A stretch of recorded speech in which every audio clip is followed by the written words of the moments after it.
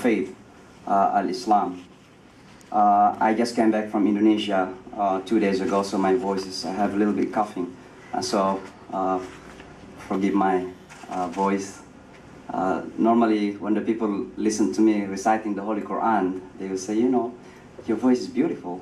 I don't know how many of you remember the event at the Yankee Stadium days after September 11. I was the person who chanted the Holy Quran. But I was having my different outfits, so probably, you know, you didn't recognize me. And thank you for that long introduction. Normally, I'm worried that the introduction is longer than my speech.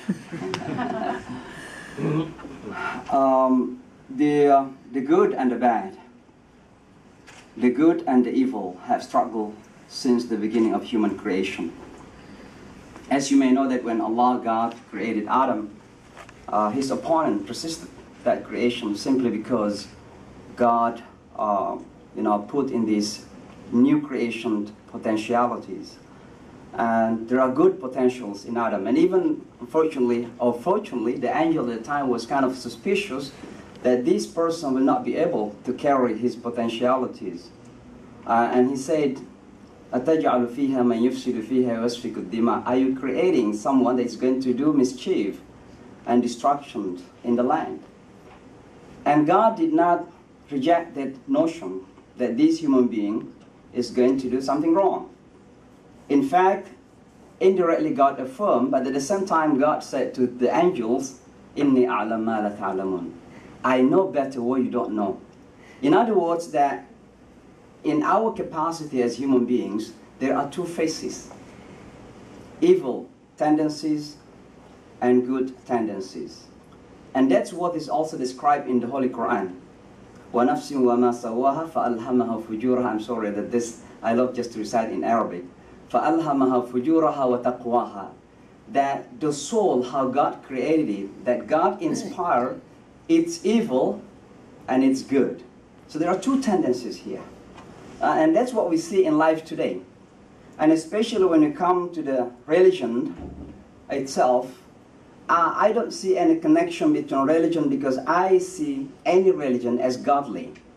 But it is us who follow the religions that oftentimes fail to follow the religion, instead follow our own evil tendencies. And so when you talk about religion and terror, I don't see that connection. And when the people try to connect between religion, any religion, and evil acts, I feel bad. Because if you see and you read the history of religions in the life of human beings, from the beginning to the end, and now, you will see that different religions have faced certain situations that most of the Muslims are facing these days. And I'm going to mention some of those. But before that, let me just go back directly to Al-Islam. In the last decades, Islam had been the center of human sight. In other words, Islam had been stared by many as the center of this violence and terror since September 11.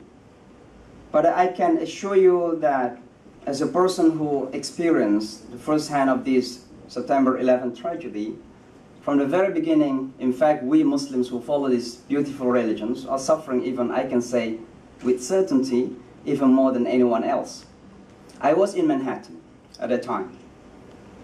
I was having a meeting at the United Nations, and suddenly there's an announcement that you had to evacuate the building. So I took a taxi. There is no public transportation. I was able to grab a taxi driven by a Hispanic. He didn't know that I was a Muslim because this is my outfit. Maybe he thought that I was a Chinese. You know, I'm Indonesian, by the way, Indonesian. I've been here in this country for the last 16 years. So constantly and continually, from the beginning, I sat behind him to my house here in Astoria at that time. He cursed the Muslims and Islam.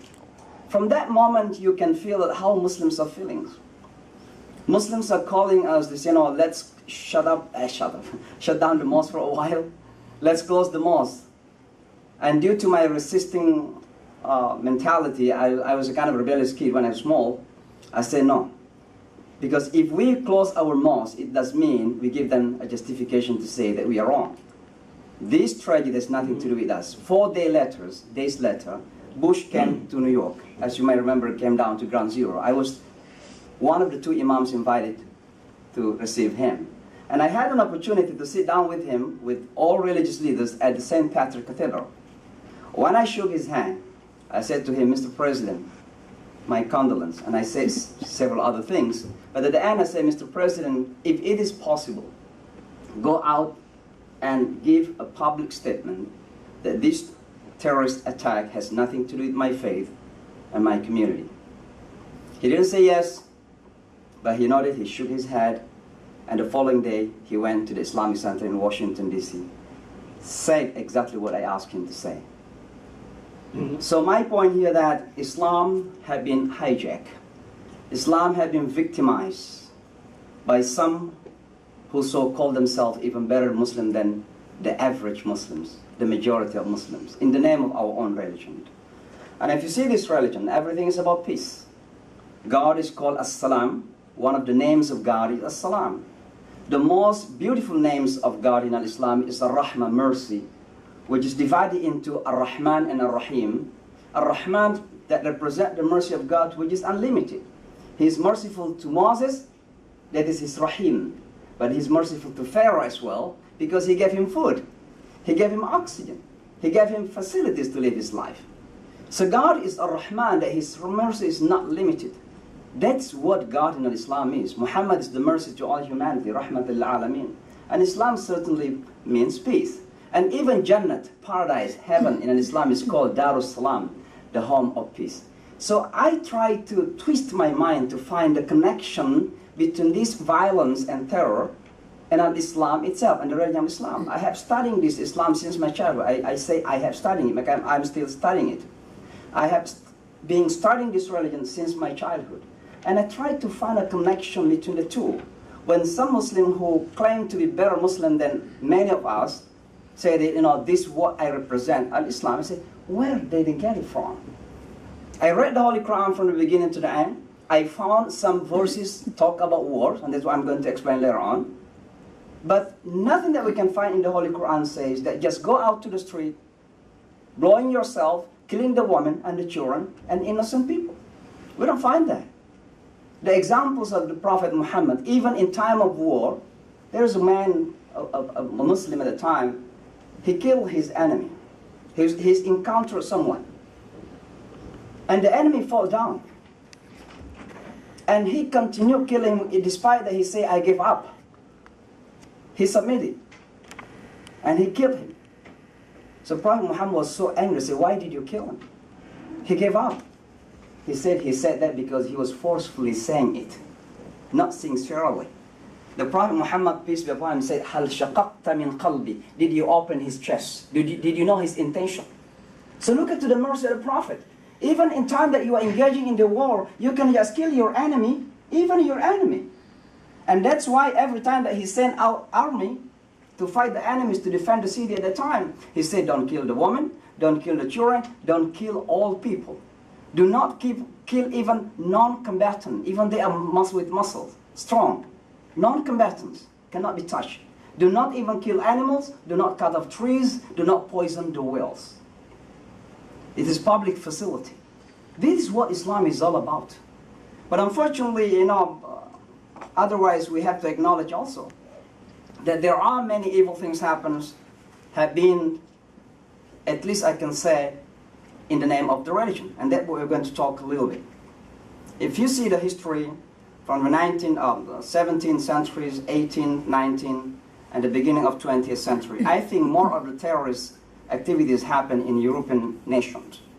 I think our previous speakers talk a lot about Holocaust and the Jewish and the struggle between the Jews and the Christians. And I think those terrorist attacks also involve religious sentiments. I have been to the Holocaust Museum in Israel, in Washington, D.C., and also in Germany. And I can see verses of Bibles, you know, when these people are killing the Jews. I mean, there was religious sentiments involved in the killing of the Jews at the time. Okay? Now the killings, the massacre of Bosnian Muslims by Serbs, for example. So my point is, that religion had been hijacked. This is historical fact from a long time ago. Unfortunately, sometimes we forget the history. And we are focusing with what is happening these days. Of course, it's very important. And we are concentrating on a particular community because of what is happening these days. And we forget that in each community, there are white and dark spots. And I think we have to be really fair and just in seeing the history of our humans' life. The 21st century, when we enter into the 21st century, there's a hope.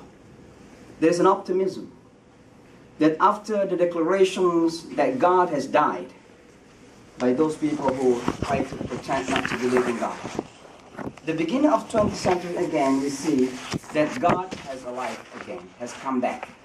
Many people are practicing the religion, and including Muslims, certainly. We see how Muslim youngsters, young people are coming to the mosque, and the Christians also. There's a kind of a new spirit, you know, to follow the religion. Unfortunately, again, things unfortunately happen. And I think the climax of all this is the September 11 tragedy and what follows after that. I'm not going to talk a lot about that, but I'm going to concentrate on why terror happens in the name of religion. And certainly the answer to that is many, but I would like to concentrate on because of the religious source itself. I don't blame the religion, but the way people see the religion. Okay? So first of all is the lacking of knowledge. Knowledge is very, very important. And there are 1.5 billion Muslims today in the world. I don't know how many of those really studied the religion. And if you just study the history of, just in the last decade, the history of those terrorists, starting, let's say, from Bin Laden and his associates, you will find that most of those who involved in the terrorist attacks are non-religious, I call myself religious students, non-religious students. Means that they never studied this religion. Bin Laden was not a student of religion. He was an engineer. He was a business person in Saudi Arabia at the time. And suddenly when he moved to Afghanistan, you know, to help the Mujahideen under the sponsorship of the United States at that time, okay, he turned to be some of the most influential Muslim scholars in the world. And he never studied this religion. So the lacking of knowledge basically had been the source of that misunderstanding of our religion. And because of that, they become literal in the way they see the religion, the text, for example. I give you some example. I am very much involved in the interfaith, as you have read. And especially with Christians, certainly I have a long history. The moment I landed in this country, the first one I did is what many Muslims didn't do, and that is reaching out to the neighbors. But especially in the last few years, we started our engagement with the Jewish community that many people 10 years ago imagined it is simply impossible to have that connection between Muslims and Jews because of many, many reasons, especially what's happening in the Middle East. But we did it. These days, I can proudly say to you that our engagement is not only building understanding, but partnership. We have committed that in time that there is anti-Semitism happen anywhere, I have to stand up speaking against anti-Semitism, anywhere. And in time that there is Islamophobia happens, our Jewish friends, rabbis, stood up, and I can prove that. I give you one example. When Peter King organized a hearing in Congress called Radicalization of the Muslim Community, I organized a rally, demonstration at Times Square. And that idea came from a rabbi. He said to me, Shamsi Ali, I wanted to help you, but I don't know what to do. I say, let's think together. And he came up with this idea. Let's organize a rally together with the theme, today I am a Muslim too. And Russell Simmons, if you know, how many of you know Russell Simmons? He's my friend as well, he's a Buddhist. He tweeted out, today I'm a Muslim too. He was followed by Kim Kardashian. Kim Kardashian tweeted out, "Today I am a Muslim too." So the word "I am a Muslim too" went to Hollywood. That is historical. It is historic. So my point is that we are able to build this connection even with the Jewish community that many people never thought about it. And it is not easy. I still remember when I went to this Jewish synagogue, and after my speech someone stood up, a woman. He said, it is simply impossible for us Jews to be peaceful with the Muslims. And I tried to smile as beautiful as much as I can. And I say, what happened? He said, because you guys have the madrasa. And basically the word madrasa in Hebrew is midrash. He said, because you guys have the madrasa where you train your kids to kill us. So I say, first of all, I am a madrasa graduate.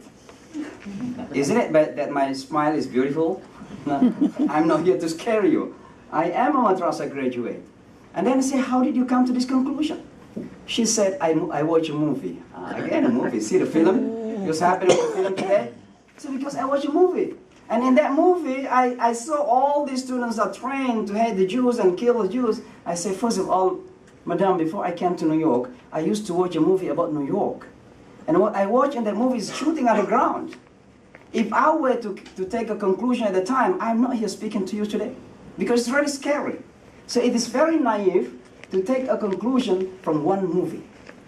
So so this is number one, lacking the knowledge. And then literal. I'll give you an example. There's a word in the Holy Quran like this. Ya ayyuhalladhina amanu la tattakhidul yahuda wal nasara awliya. The word awliya. All believers do not take Jews and Christians as awliya. Now what is awliya? Commonly, literally, narrowly translated as friends. So it means do not take Jews and Christians as friends. Now some Muslims, they didn't study Islam, they didn't know the root of the word, they didn't know the context, historical context of this verse. They came to the conclusion that we cannot be friends with Jews and Christians. And that's why they don't reach out to Christians and Jews. They don't want to shake hands with Christians and Jews. And it is very dangerous for Muslims living, especially in the midst of non-Muslim society. You have Mark here, you have John here. Every morning you went out from home, John said, "Good morning, sir." You don't smile. And one day John asked, "What happened, sir? Every morning I said to you, 'Good morning,' you never smile to me." He said, "I cannot smile to you, you're not my friend." Can the Muslim live in that way? That's very dangerous. And that is because of the lacking of knowledge. The next one is literal, partial reading. We read our holy books normally, partially. And it is very dangerous. There is a verse in the Holy Quran says, and I have gotten many facts from some non-Muslims about this. وَاقْتُلُوهُمْ مِنْ حَيْثُ ثَقِفْتُمُوهُمْ, and kill them wherever you find them. Kill them wherever you find them. They didn't read the verses before and the verses after. That this context is within the bounds of the war, that when you are engaged with the enemies, do not just put your hand like this. You will be killed. You need to defend yourself, because when you are at war, either you are killing or you being killed or get killed. And that's what the verse is. Okay, so, but we really just partially. And certainly the last one is, I just came from Indonesia in time that there is someone just arrested because he wanted to bomb certain buildings in Indonesia. And I was interviewed by a national TV, and one of the reasons that this person gave is what is called in Islam qisas. Qisas means if someone killed, this killer must be killed. Okay, so this is called qisas in Arabic language. And he say, when I kill non-Muslims, it is because Americans come to Iraq, come to Afghanistan, and kill our Muslim brothers and sisters. This is stupid understanding. Because qisas, Islamic law, is not to be established but just by any person. Must be an institution. So if we live within one institution, it's not just anybody on the street to establish the law. It is about the government. And again, government is determined by the people. So in the United States, qisas can be established somewhere in California, for example, but here in New York it's not. And so this person is wrongly understanding the law in Islam, because he said, John killed Muhammad, so I as Umar must go and kill Mark. That is simply wrong and stupid understanding of the religion. And again, it goes back to the lacking of knowledge. But there are many other factors, not only religious factors, certainly media. I don't have to explain because of the time. Number 2 is economic factor. If you see most of those who are doing terror in the world, with an exception of course Bin Laden and his associates, but in Indonesia, most of those who are doing bombings or somewhere else are mostly people who are suffering economically. And if you are hungry, probably you're going to lose your human sense. And it's very, very important that when we are dealing with terror, we are not dealing with terror militarily only, but we need also development, economic development. Certainly politics involved. We are now in a very hot season politically. It involves. I don't want to discuss about the relation between religion and politics, because I'm not an academic again. But I am sad to see many politicians politicize the religion. There's the difference between using religion as a moral ground to correct our politicians and using religion for political purposes. You have seen what happens in the mosque that near Ground Zero. Within the Muslim community, there are different opinions about it.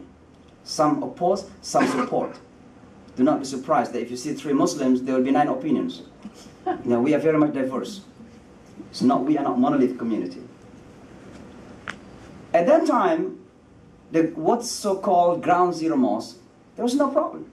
I mean, in 2009, December 2009, it was in media, in the front page of New York Times. Until June 2010, when Rick Lazio used that mosque as a tool for his campaign. That is the beginning of the issue. So when we politicize religions and religious issues, that is the beginning of the problems in our community.